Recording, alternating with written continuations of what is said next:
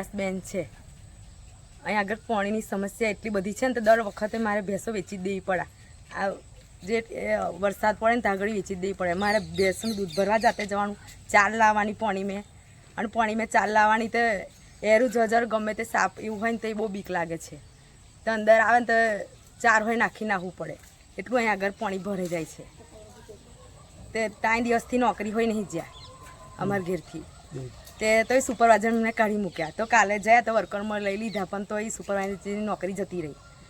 અને આ છોકરાને નિહારમાં 3-4 દિવસથી ઘેર જ છે. ઘેર લેસન કરીએ તો એ નિહાર તો જવું જ પડે ને. તે નિહાર તોય મોકલીએ તો એ પલ્લીને જાય, ચોપડાય પલ્લીને તો પંખે આવીને કહીએ.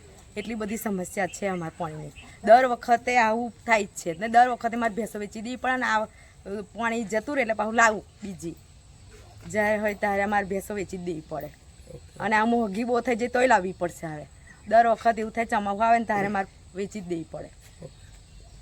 આવું આ રોડને તો કેટલા વખત હું તો કેવું હોય રિહાઈન હોય કેટલાય દોક નાહી જાઉં કે તમારે રોડ નહીં મારે રહેવું હોય નહીં તો કેટલાય દોક પિયર હોય નાહી જાઉં. આ રોડ હાતું તો હું રહેતી હોય બહુ નહીં અહીં આગળ. આ છોકરો જંબુસર તાલુકાના વેડજ ગામે હું રસિકબી જાદવ, માજી પંચાયત સભ્ય. આજે વેડજ ગામની અંદર એટલા બધા સ્થાનિકના પ્રશ્નો છે કે બાળકોને સ્કૂલે જવા માટે જે ચોમાસાની અંદર રસ્તાઓ બંધ થઈ ગયા છે. યુવાનોને રોજગારી માટે જે જવું પડે છે એ પણ આજે બંધ થઈ ગયું છે. અને 108 જેવી એમ્બ્યુલન્સની સેવા કોઈ પણ મહિલા સગર્ભા હોય અને જ્યારે પણ કોલ કરીએ પણ એ પણ સગવડ આજે અહીંયા એમ્બ્યુલન્સ આવી નથી. તો તંત્રને અમે એવી રજૂઆત કરીએ છીએ કે આવનાર સમયમાં આ જનતાના પ્રશ્નો છે એનું નિવારણ નહીં આવે તો અમે ગાંધી ચિંધ્યા માર્ગે આંદોલન પર ઉતરીશું.